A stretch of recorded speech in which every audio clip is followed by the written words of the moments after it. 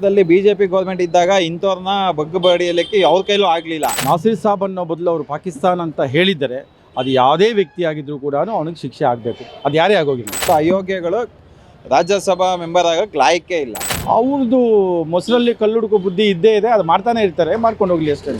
ಸ್ವಲ್ಪ ದಿವಸದಲ್ಲಿ ವಿಧಾನಸೌಧದ ಮೇಲೆ ಪಾಕಿಸ್ತಾನ ಬಾವುಟ ಹಾಕೋದು ಆಗ್ತದೆ, ಹೇಳಕ್ಕಾಗಲ್ಲ. ನಿನ್ನೆ ರಾಜ್ಯಸಭೆ ಚುನಾವಣೆ ಬಹಳ ಭರ್ಜರಿಯಾಗಿ ನಡೀತು. ಎಲ್ಲ ಅಭ್ಯರ್ಥಿಗಳು ಬಹಳ ಸಂಭ್ರಮದಲ್ಲಿದ್ದರು. ಆದರೆ ಕೈ ಅಭ್ಯರ್ಥಿ ನಾಸಿರ್ ಹುಸೇನ್ ಬೆಂಬಲಿಗರು ಒಂದೇ ಒಂದು ಘೋಷಣೆ ಇಡೀ ರಾಜ್ಯಾದ್ಯಂತ ಇದೀಗ ಕೆಂಡಾಮಂಡಲವಾಗಿ ಕಾರ್ತಾ ಇದ್ದಾರೆ. ಸೊ ಏನು ಆ ಘೋಷಣೆ? ಪಾಕ್ ಪರ ಘೋಷಣೆ ಕೂಗಿರುವಂಥದ್ದು ಪಾಕಿಸ್ತಾನ್ ಜಿಂದಾಬಾದ್ ಅನ್ನುವಂಥದ್ದು. ಈ ಪಾಕಿಸ್ತಾನ್ ಜಿಂದಾಬಾದ್ ಅನ್ನುವಂಥ ಈ ಘೋಷಣೆ ನಮ್ಮ ಶತ್ರು ದೇಶ ಆಗಿರುವಂಥ ಪಾಕಿಸ್ತಾನ ಪರವಾಗಿ, ಅದೂ ಕೂಡ ನಮ್ಮ ಶಕ್ತಿ ಸೌಧದಲ್ಲಿ ಈ ಒಂದು ಘೋಷಣೆ ಇಡೀ ರಾಜ್ಯಾದ್ಯಂತ ಸಾಕಷ್ಟು ಆಕ್ರೋಶಕ್ಕೆ ಕಾರಣವಾಗಿದೆ. ಇಡೀ BJPಯ ಕಾರ್ಯಕರ್ತರು ಮಾತ್ರ ಅಲ್ಲ, ಎಲ್ಲ ನಮ್ಮ ದೇಶದ ಎಲ್ಲರೂ ಕೂಡ ಆಕ್ರೋಶವನ್ನು ವ್ಯಕ್ತಪಡಿಸ್ತಾ ಇದ್ದಾರೆ. ಹಾಗಾದರೆ ಇದರ ಬಗ್ಗೆ ಜನರ ಅಭಿಪ್ರಾಯ ಏನು, ಜನ ಏನು ಹೇಳ್ತಾರೆ, ಬನ್ನಿ ನೋಡೋಣ. ಅದ್ರ ಬಗ್ಗೆ ಹೇಳೋವಂಥದ್ದು ಏನಿಲ್ಲ. ಕಾಂಗ್ರೆಸ್ ಅವರು ಪಾಕಿಸ್ತಾನದವರು ಎರಡು ಒಂದೇನೆ. ವಿಧಾನಸೌಧದ ಒಳಗಡೆ ಪಾಕಿಸ್ತಾನ್ ಜಿಂದಾಬಾದ್ ಅಂತಾರೆ ಅಂದರೆ ಅಂಥ ಅಭ್ಯರ್ಥಿಗಳನ್ನು ಡಿಸ್ಮಿಸ್ ಮಾಡಬೇಕು ಲೆಕ್ಕಕ್ಕೆ ಸೆಂಟ್ರಲ್ ಗೌರ್ಮೆಂಟು. ಆಮೇಲೆ ಒಂದು ಏನಾಗಿದೆ, ಕರ್ನಾಟಕದಲ್ಲಿ BJP ಗೌರ್ಮೆಂಟ್ ಇದ್ದಾಗ ಇಂಥವ್ರನ್ನ ಬಗ್ಗಬಡಿಯಲಿಕ್ಕೆ ಅವ್ರ ಕೈಲೂ ಆಗಲಿಲ್ಲ, ಬಿಟ್ಬಿಟ್ರೆ ಆಗ. ಈಗ ಅವ್ರದ್ದೇ ಗೌರ್ಮೆಂಟ್ ಇದೆ, ವಿಧಾನಸೌಧ ಒಳಗಡೆನೂ ಪಾಕಿಸ್ತಾನ್ ಜಿಂದಾಬಾದ್ ಅಂತಾರೆ, ಡೆಲ್ಲಿಗೆ ಹೋದರೆ ಪಾರ್ಲಿಮೆಂಟಲ್ಲೂ ಪಾಕಿಸ್ತಾನ್ ಜಿಂದಾಬಾದ್ ಅಂತಾರೆ. ಅಂಥವ್ರನ್ನ ಇಟ್ಕೊಂಡಿರೋದೇ ಫಸ್ಟ್ ಆಫ್ ಆಲ್ ತಪ್ಪು. ಇದನ್ನು ಕೂಡಲೇ ಕೇಂದ್ರ ಸರ್ಕಾರ ಅವನನ್ನು ಡಿಸ್ಮಿಸ್ ಮಾಡಬೇಕು. ಅಂಥ ಅಯೋಗ್ಯಗಳು ರಾಜ್ಯಸಭಾ ಮೆಂಬರ್ ಆಗಕ್ಕೆ ಲಾಯಕ್ಕೆ ಇಲ್ಲ. ಆಮೇಲೆ ಮಾಧ್ಯಮದವ್ರಿಗೆ ಬೇಡ ಬಾಯಿ ಬಂದಂಗೆ ಹೋಗೋ ಅಂತ ದುರಾಂಕರವಾಗಿ ಮಾತಾಡಿದ್ದಾರೆ. ಅದರಲ್ಲೇ ಗೊತ್ತಾಗತ್ತೆ ಅವ್ರ ಯೋಗ್ಯತೆಗಳು ಏನು ಅನ್ನೋದು. ಅಂದ್ರೆ ಇಷ್ಟು ದಿನಗಳ ಕಾಲ ಕೇವಲ ಹಳ್ಳಿಗಳಲ್ಲಿ ಯಾವುದೋ ಮೂಲೆಯಲ್ಲಿ ಕೂತ್ಕೊಂಡು ಪಾಕಿಸ್ತಾನ್ ಜಿಂದಾಬಾದ್ ಅಂತ, ಇದೀಗ ಶಕ್ತಿ ಸೌಧದಲ್ಲಿ ಪಾಕಿಸ್ತಾನ್ ಜಿಂದಾಬಾದ್ ಅಂತಾರೆ.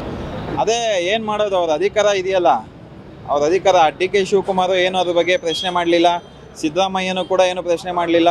ಅಂಥವ್ರು ಅವ್ರ ಜೊತೆಲಿ ಇರೋ ತನಕ ಪಾಕಿಸ್ತಾನ್ ಜಿಂದಾಬಾದ್ ಅಂತಾರೆ. ಇನ್ನೊಂದು ಸ್ವಲ್ಪ ದಿವಸದಲ್ಲಿ ವಿಧಾನಸೌಧದ ಮೇಲೆ ಪಾಕಿಸ್ತಾನ ಬಾವುಟ ಹಾಕೋದು ಆಗ್ತದೆ, ಹೇಳೋಕ್ಕಾಗಲ್ಲ.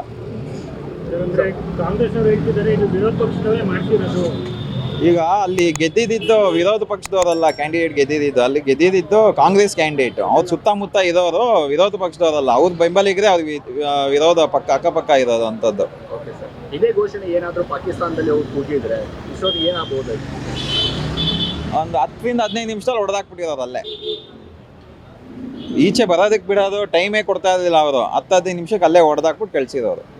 ಸರ್, ಇದೇ ರೀತಿ ಕಾನೂನು ನಮ್ಮ ದೇಶದಲ್ಲಿ ಬಂದರೆ ಇವಾಗ ಏನು ಮಾಡೋಕ್ಕಾಗಲ್ಲಣ್ಣ. ಈ ಕಾಂಗ್ರೆಸ್ನವರು ಮುಸ್ಲಿಂ ಅವ್ರಿಗೆ ಎಷ್ಟು ಸಪೋರ್ಟ್ ಮಾಡ್ತಿರ್ತಾರೆ, ಅಲ್ಲಿ ತನಕ ಏನು ಆಮೇಲೆ ನಮ್ಮ ಜನನೂ ಕೂಡ ಸರಿ ಇಲ್ಲ. ಅದು ಮೊದಲು ನಮ್ಮ ಜನನೂ ಕೂಡ ಬದಲಾವಣೆಗಳನ್ನ ಮಾಡ್ಕೋಬೇಕು. ಅವರಲ್ಲಿ ಹೆಂಗೆ ಒಂದು ಒಗ್ಗಟ್ಟಿದೆ ಮುಸ್ಲಿಮಲ್ಲಿ, ನಮ್ಮ ಹಿಂದೂಗಳೆಲ್ಲ ಜಾಸ್ತಿ ಇಲ್ಲ. ನಮ್ಮವ್ರು ಯೋಚನೆ ಮಾಡ್ತಾರೆ, ನನ್ನ ಮನೆ ನನ್ನ ಮಕ್ಕಳು ಸರಿ ಇದೆ ಸಾಕು, ದೇಶದ ಬಗ್ಗೆ ಅಂತ. ತುಂಬ ಜನ ಆ ರೀತಿ ಯೋಚನೆ ಮಾಡಲ್ಲ. ಕೆಲವ್ರು ಇದ್ದಾರೆ ಯೋಚನೆ ಮಾಡೋರು, ಪಾಪ ಅಂಥವ್ರು ಆ ರೀತಿ ಯೋಚನೆ ಮಾಡೋ ಅಂಥವ್ರಿಗೆ ಕರೆಕ್ಟಾಗಿರೋರು ಸಪೋರ್ಟ್ ಮಾಡ್ತಿಲ್ಲ. ಅದು ನಮ್ಮ ದುರಾದೃಷ್ಟ, ಏನು ಮಾಡೋಕ್ಕಾಗಲ್ಲ. ಸರ್, ಅದು ನಿಜಾಂಶ ಏನು ಅಂತಂದರೆ ಅಲ್ಲಿ ಪಾಕಿಸ್ತಾನ್ ಜಿಂದಾಬಾದ್ ಅನ್ನೋ ಪದ ಬರಲಿಲ್ಲ. ಅವರು ನಾಸಿರ್ ಸಾಬ್ ಜಿಂದಾಬಾದ್ ಅನ್ನೋ ಪದವನ್ನು ಬಳಕೆ ಮಾಡಿದ್ದಾರೆ. ಒಂದು ವೇಳೆ ಏನಾದರೂ ನಾಸಿರ್ ಸಾಬ್ ಅನ್ನೋ ಬದಲು ಅವರು ಪಾಕಿಸ್ತಾನ ಅಂತ ಹೇಳಿದರೆ ಅದು ಯಾವುದೇ ವ್ಯಕ್ತಿ ಆಗಿದ್ರೂ ಕೂಡ ಅವನಿಗೆ ಶಿಕ್ಷೆ ಆಗಬೇಕು, ಅದು ಯಾರೇ ಆಗೋಗಿರಲಿ ಅಷ್ಟೇ. ಸೊ ಇನ್ನೊಂದು, ಇಷ್ಟು ದಿನಗಳ ಕಾಲ ಕೇವಲ ಯಾವುದೋ ಹಳ್ಳಿಗಳಲ್ಲಿ ಯಾವುದೋ ಗಲ್ಲಿಗಳಲ್ಲಿ ಪಾಕಿಸ್ತಾನ್ ಜಿಂದಾಬಾದ್ ಅನ್ನುವಂಥ ಮಾತುಗಳು ಕೇಳಿ ಬರ್ತಾ ಇತ್ತು.